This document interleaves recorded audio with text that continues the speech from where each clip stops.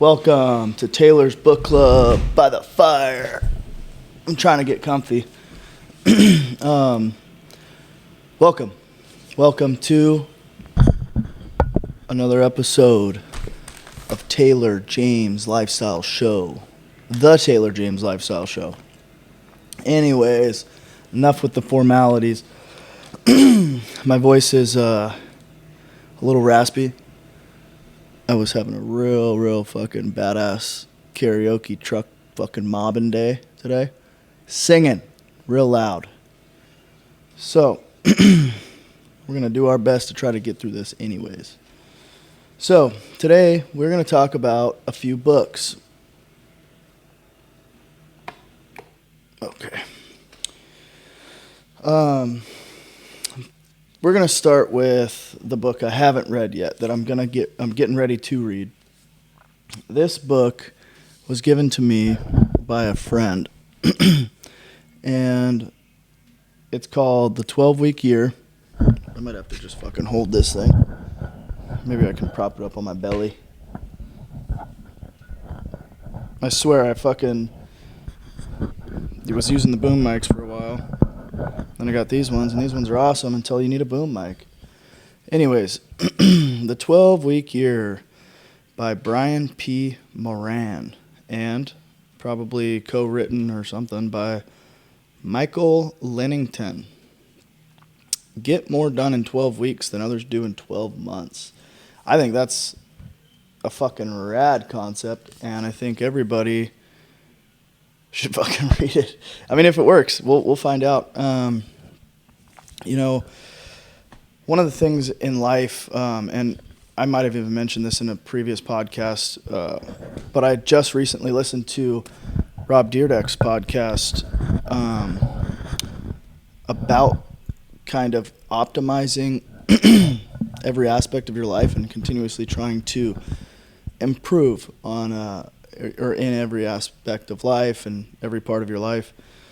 And so,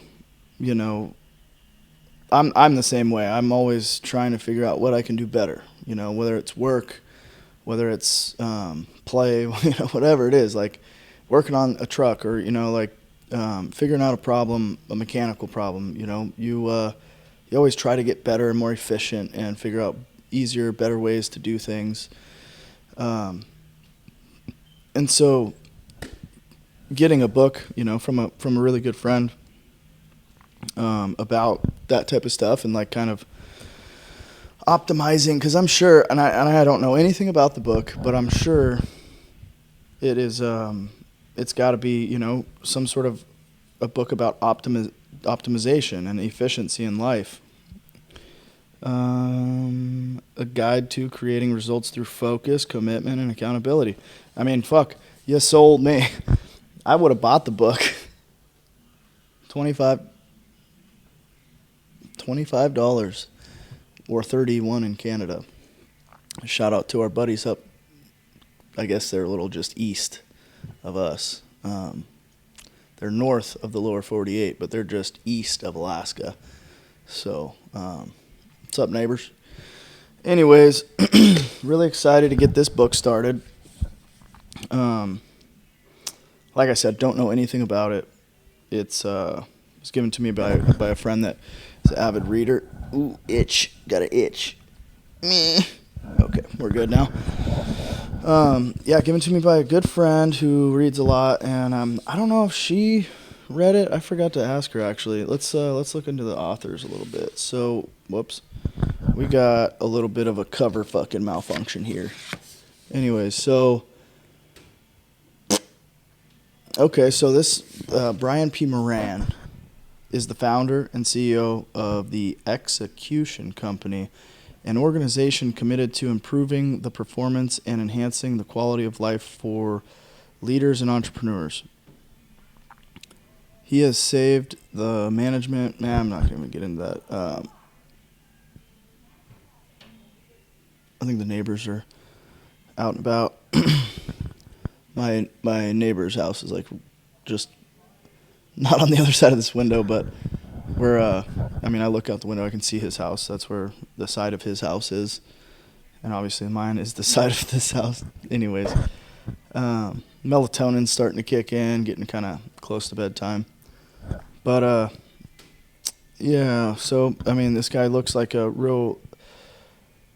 That's one thing about me is like, I don't want to fucking read a book from somebody who hasn't accomplished shit. Like, I want to read a book who is the founder and CEO of the Execution Company, an organization committed to improving the performance and enhancing the quality of life for leaders and entrepreneurs. Like, that sounds amazing. Like a cool company. Don't know shit about it. Probably should look into it before I start saying shit like that. But he has served in management and executive positions with UPS, Pepsi, and Northern Automotive and Consultants, with dozens of world-class companies each year. As an entrepreneur, he has led successful businesses and been instrumental in the growth and success of many others. In addition to his books, Brian is published in many of the leading business journals and magazines. He is a sought-after speaker, educating and inspiring thousands per year. He lives in Michigan with his wife and their 2 daughters. Sounds like a fucking badass to me, and I'm excited to read this book, just based off of the thing I read on the other part of the cover, and then this, obviously. So Michael Lennington, I'm guessing, is the co-author. It doesn't really specify just yet. Maybe they're writing the book together. But, so Brian P. Moran, he's the CEO of the Execution Company. This guy, Michael Lennington, is the vice president. He's a consultant coach, a leadership trainer. I mean, those are huge. And an expert in implementing lasting change in organizations. He works with clients in the U.S., Europe, Asia, and the Middle East to help them implement corporate initiatives that drive sales, service, and profitability. Michael holds a bachelor's degree from Michigan. It's a BS, so it would be a bachelor's of science. I don't know. I don't know shit about college. Didn't go. Where were we at? Bachelor's, or whatever the fuck that means, a BS from Michigan State University, and an MBA from Ross School of Business at the University of Michigan. He lives with his wife and their children in northern Michigan. That's awesome. Real excited. Maybe I'll pick a couple things out of this to say. Man, it's been a long day. I ended up doing like a fucking hour of cardio. So I woke up and, yeah, it was an hour. And I woke up and I kind of forgot that I was supposed to leave early. I mean, like in my sleepy stupor, I forgot I was supposed to leave early. And so when I get up, hey, there's my belly. Oh, yeah, hide that. So when I get up, I'm like, oh, fuck, I'm running late, And I'm like, fuck, I really wanted to do my 30 minutes of cardio this morning before I did anything. It's like my favorite thing to do before everything else. But I just didn't have the time. And sorry for the yawns, guys. It's been a long day. But so yeah, like I fully just like in my drunken stupor, or drunken. I didn't drink yesterday, but my sleepy stupor, I completely was like, oh, I can sleep in a little bit more. I can sleep in a little bit more. I can sleep in a little bit more. And it was 6:30, and I was supposed to be leaving at like, ideally like 7:10. And so I got up. I did 10 minutes on the elliptical to kind of just get the blood flowing, get some sweat going. And oh shit, fuck. I did take a melatonin like 30 minutes ago. So yeah, did my 10 minutes, fucking boogie around, off for the day. And I was like, I'm going to come home and do another 20 minutes tonight so I can get my 30 for the day, right? Well, I got on the elliptical, and I was listening to music, and I was vibing real hard. I ended up just pushing right through. I did 50 minutes. 50. So that was pretty badass. But yeah, now I'm pretty exhausted. I mean, not exhausted, just wore out from the day. And actually, I was sitting down to read this book, the one I'm going to tell you about next. This one, I feel like it's maybe once a quarter, or maybe every 6 months, like a book, kind of like it's like it's a magical thing, man. I'm telling you, books are a magical thing. And every now and then, a book will come up, it's got to be twice to 4 times a year for me, where I'll get a book, and it's just like the most life-changing, inspiring book ever. And I feel like that's one of these books. And it's fucking, I think 130 pages. Hello? Oh, thought it cut off. Not a large book by any stretch of the word, but it's impactful. And man, sometimes those are the books that I like the most. I mean, I like the books with pictures the most. Just kidding. Bad joke. But, I mean, yeah, I think for those of you who are needing a good book to kind of inspire you and get you maybe a little motivated and like inspired and like to have something kind of behind you to like think about, and for me it's inspiration. I get inspired, and I mean sometimes I might even say I'm a little easily inspired. Like I will inspire myself through things of like looking at shit and being like, man, that's so inspiring. But really, this book is super inspiring. My little belly keeps popping out. Little belly keeps popping out of there. Got a little snail trail going on. Ain't shaved in a minute. Anyways, so the book I'm about to tell you about, I am, majority of the way done, probably 2/3 or 3/4 of the way done. This book has been such a journey, and it's funny because Bedros Keuilian, shout out to Bedros, he's a huge, impactful entrepreneur, speaker. He was talking about this. I can't remember if he had mentioned the book or if he was talking about the guy specifically, but we'll get right into it. So the book is Make Your Bed, written by Admiral William H. McRaven, retired Navy. Little things that can change your life and maybe the world. And that's the type of shit that my fucking dreams are made of. I'm like, fuck yeah, dude. Let's learn everything we can and fucking change the world for the better. Fucking God knows it's needed right now. So, let's see. So, would that be, I got about 45 pages left in this book, which I may finish tonight. I kind of like shut everything else down for the night to try to finish this book. If I don't fucking fall asleep first. So, like I said, it's not a big book. It's roughly 130 pages.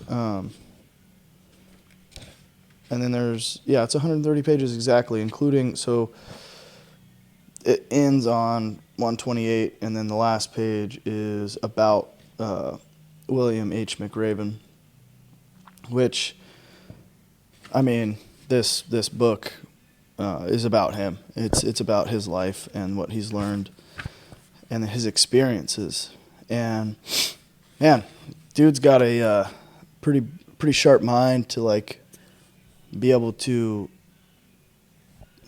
I guess, paint the picture the way he does with some of the scenarios he does. It's a pretty gnarly book, and it not only does it inspire, but it also kind of makes you realize like what some of the people that are in the military go through. You know what I mean? It's gnarly. I personally have friends that are, anything from former Marines to police officers. Any kind of career like that, dude, is, especially like Navy SEALs. I mean, the baddest of the bad, you know what I mean? Like those guys go through a lot of shit to get to where they're at. And this kind of puts it into perspective for you. So, one thing I wanted to do is on before every chapter, yeah, you can see that there's just a short little segment here, and it says, I think everyone says, does it say the same thing? I think it says if you want to change the world, and then the quotes are different, I think it's a quote, but yes. So, like for example, I have a friend that gets fucking ridiculously pissed at me if I say it like, for example. I really just need to stop saying like so much. But I really like to. Oh no. Let's see. Jasmine. Oh.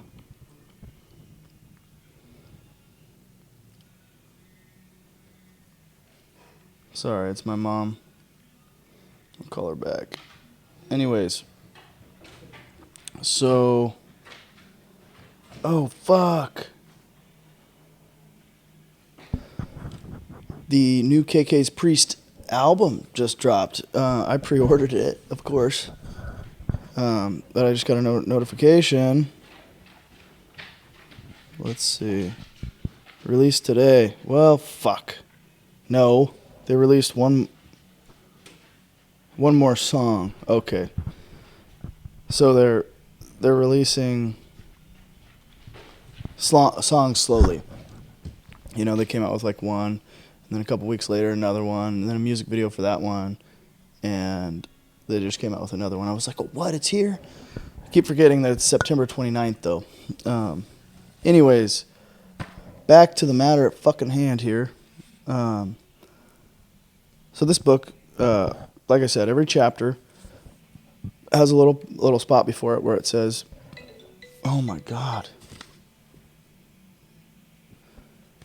Where it says, if you want to change the world, start singing when you're up to your neck in mud. And so I haven't read this chapter. So the way that you read the book, you would read that, and then you read the chapter, and it would kind of go into a little bit more detail. So maybe let's find one from. Okay, there we go. If you want to change the world, get over being a sugar cookie and keep moving forward. So, I don't know if I could really do that one justice. Let's see if we find another one. Come here. Okay.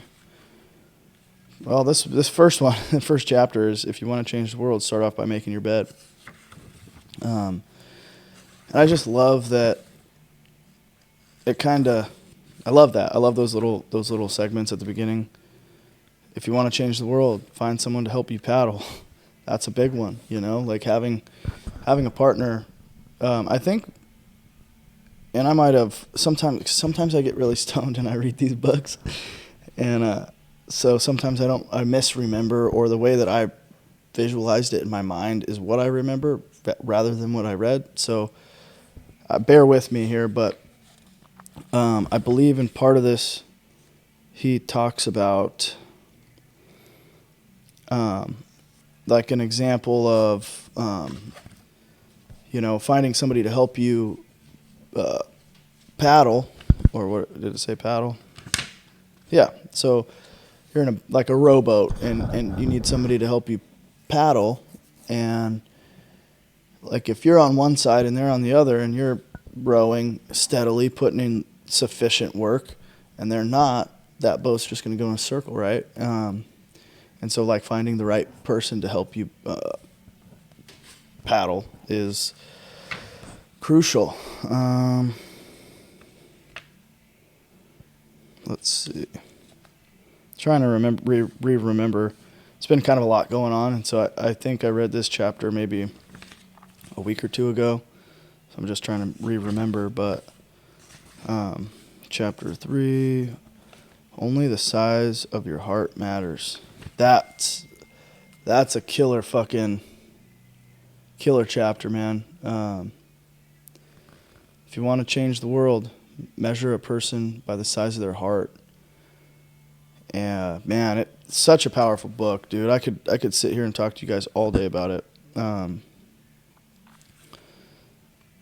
You know, I personally, and that was a big, that was a heavy chapter for me. That one was talking about I think at the time, obviously he was a tadpole. He was becoming a Navy SEAL and SEAL training and shit. And I don't know all the jargon and terms, so if I get it wrong, I'm sorry. But I'm still learning. So there was a real small guy who was like, real small dude, and he was just as much of a beast, if not more, than everybody else. That shit inspires me because, for my whole life, I've always been not short or small, but, just average height. And so, I think you gotta have a big heart when you're a little bit shorter than everybody else. But having heart is I guess judging people based off of that is where we all should be. Why it's like Martin Luther King said, we judge people not by the color of their skin, but the content of their character. And that's what that means to me. Don't judge people by the color of their skin, by the clothes they wear. It's about their heart. It's about their soul. It's about their mind. It's about the most important things that make a human. All the other shit is just aesthetics. But anymore, it's like we only really worry about aesthetics, But anyways, guys, I don't know how long we've been going for. I'm going to get off of here soon, though. I'm got phone calls, text messages, all kinds of shit going on. And I don't know why, because it's fucking almost 9 o'clock, and people know that I fucking shut her down. Anyways, I'm ready to go to bed. I need to read this book and then go to bed. So, again, guys, 2 books. The Make Your Bed book, I'm almost done with. Fucking love it. The 12-hour, or sorry, that's a different book. And it's the 4-Hour Work Week by Tim Ferriss, I believe. The 12-week year. So this is what I'll start next as soon as I'm done with this one. And yeah, we'll be doing more of these. I think this is the vibe, We got the fireplace here. We got me sitting on the couch or whatever. And all I really got to do is figure out like a boom situation or just continue to do this. But yeah, guys, this has been another episode of Taylor's Book Club. Actually, I guess before we go, let's look and see what we're reading in the phone here. 'Cause I read all over the place. Ooh. I started reading The Automatic Millionaire recently. Started reading Winning by Tim Grover. I'm listening to Gym Launch. I think since I did the last book club, I finished the 10th book in the Game is Life series. Easy for your team. Oopsie. And fuck, that series is incredible. If you guys are looking for a series, like a nonfiction series as far as like kind of adventure, dude, it's a fucking killer series. And sometimes it was like, man, that almost seems like what could be fucking happening right now. Wild shit, but really, really good. One of those books that, like, I was working out of town when I was reading the series mostly, and so, like, I'd go, like, to the bathroom, and I'd fucking be in the bathroom for, like, 30, 45 minutes reading that book, and sometimes I'd just go chill in there and fucking read that book, and only when it was, like, kind of slow, obviously. I'm not leaving guys hanging or anything, but it's that good of a book. You get to taking a good solid healthy poo, and you bust a book out. Next thing you know, it's been 45 minutes. So yeah, the last book in that series is called Flux, which I finished, and it turns out the last page is like, obviously huge cliffhanger. The 10th book, and going into it, I'm like, okay, this has got to be it. You know, this has got to be the last book, Mr. Terry Scott. And you could just tell, like, the last chapter just leaves you with more questions and doesn't really answer anything. And so you're just like, fuck, there's going to be a sequel. And then the last page is like, oh, yeah, stay tuned for the sequel. And so now I'm waiting for the 11th book, which I'm actually excited for. Just, like, once you start a series, at least for me, you, like, have to see it through the end. So as soon as it comes out, I'll read it. And hopefully that's the last one. But you never know. Yeah, I have a fuck ton of books in here. Good to great. A bunch of random, like, free books that I'll just look up on here and, like, find a free book or a free audiobook and listen or read it. But actually, since I last did the pod, or the book club pod, I'd started reading I started re-listening to Green Lights by Matthew McConaughey. That's a killer fucking book, man. I love to listen to it. The audiobook is just incredible. The fact that he narrates it is great, you know. And the book is just pure quality. Like, it's very inspiring. It's yeah, I love it. Let's see, what else have I read this year?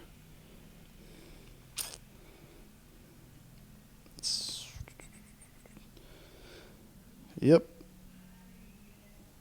That's about it. I guess that's. I thought there was more. I don't know if you can see, but I got books. You know what I mean? I'm just not reading all of them. Like, oh, this one's kind of crazy. It's a nonfiction,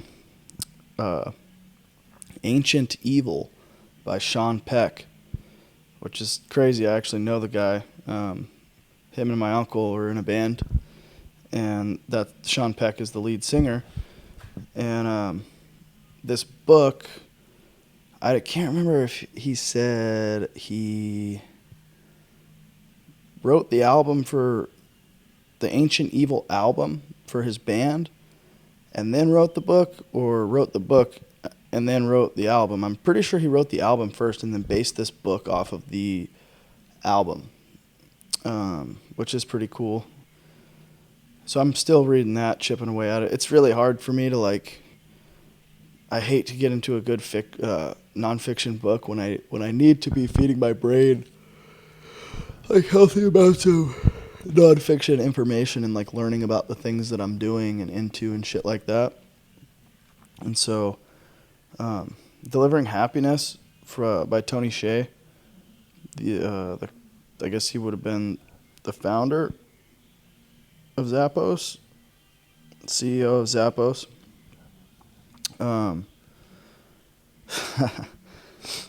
Of course, I'm rereading Think Big by Donald Trump and Bill Zanker. Rich Dad, Poor Dad's always a good one. And I've talked a lot about these. Oh, Think and Grow Rich. Yeah, there's a fuck ton of books in here. There's all kinds of random shit in here.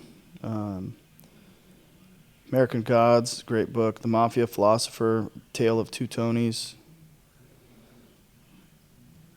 That's a fucking crazy one, dude. You want to talk about a crazy-ass book? Crazy-ass fucking story, dude. Oh, my God. I mean, maybe it's because I live in Alaska, but that book, The Mafia Philosopher, man, it is fucking wild. So basically, I'm trying to make sure I have all the pieces connected because it's kind of an important story. Just like a good story, I guess. So back in the 70s, and this is how I found out about this book. So back in the 70s, there was a plane crash with two senators, Senator Begich and Senator Boggs. Senator Begich was he was an Alaskan senator, and I think Boggs was maybe Louisiana. and they were flying from Anchorage to, I believe, Juneau, which is the capital of Alaska. So they're probably flying down there for senator stuff or whatever, you know.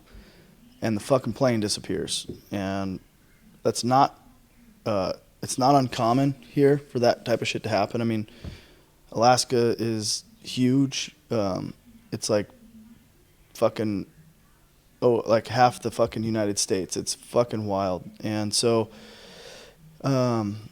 they searched high and low. I mean, even now they've searched. Even still, people are looking for that fucking plane, and they think they find shit, and it's crazy. And so this guy, I wonder, I should probably try to shout him out if I can. If I can remember what the fucking podcast is called.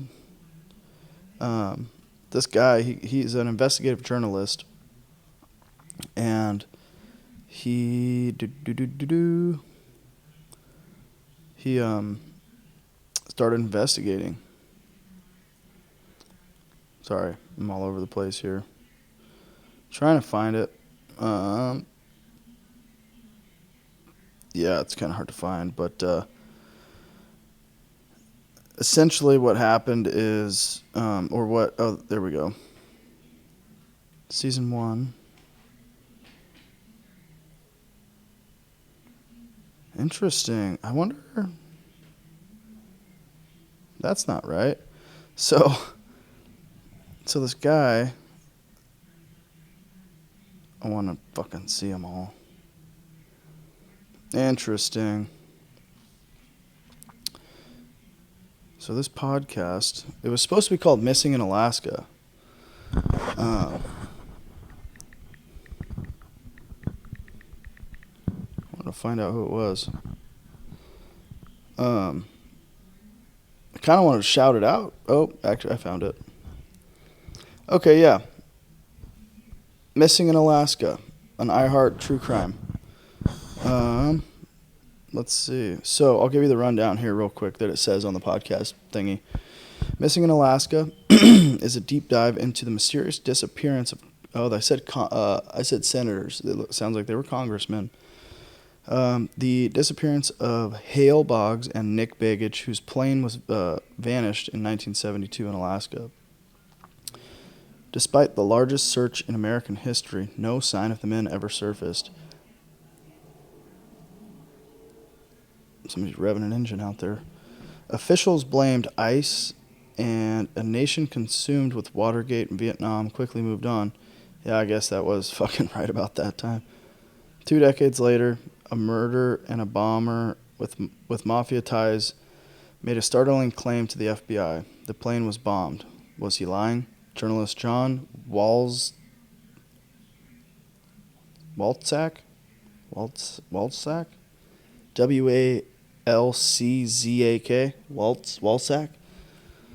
don't know. There's a sack on the wall. So he investigated since 2011, travels from Arizona to the Arctic Circle, trying to uncover the truth. So my sister, actually, shout out to my sister, young sister. She's actually the oldest of the 3 of my young sisters. Homegirl. She recommended that to me. So, dude, that fucking podcast is incredible. It's probably it's the podcast that got me into like true crime. And it's just so by the seat of your pants the whole time. You're just like, damn, dude, what's going to happen? And so anyways, what happened is like it said in that, essentially,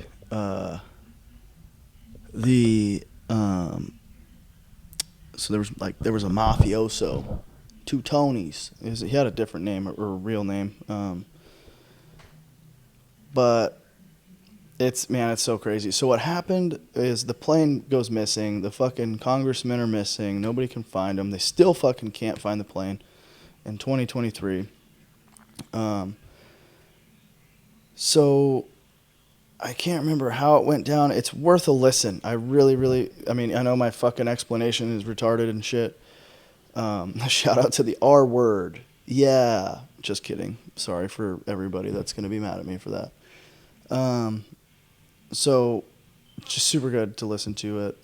But that mafioso, so like Congressman Begich dies in the plane crash. His wife, like really, really soon after that, marries this mafioso guy, Two Tonys.